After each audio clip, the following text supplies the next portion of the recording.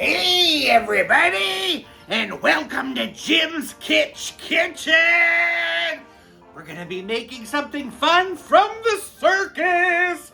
We're gonna be making Circus Wagon Stew! I wanted to introduce you to my special friend, Snickers! Hey, Snickers! Well, we were chatting the other day, and he said he really missed that Circus Wagon Stew, and we thought we would teach you how to make it. Grab a pot, and let's fill it with lots of exciting things.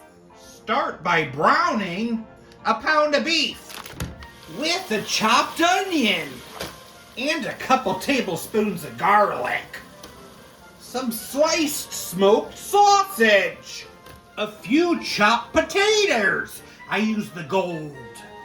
A drained can of green beans. A drained can of corn. A can of diced tomatoes. And a can of baked beans. Mix it up a bit. And a few cups of beef broth. Tablespoon of brown sugar. Tablespoon of yellow mustard. Teaspoon of paprika, and a teaspoon of black pepper. Allow it to simmer for 30 to 40 minutes. It looks thick and meaty. Serve with some French fried onions and cheddar cheese. Circus Wagon Stew.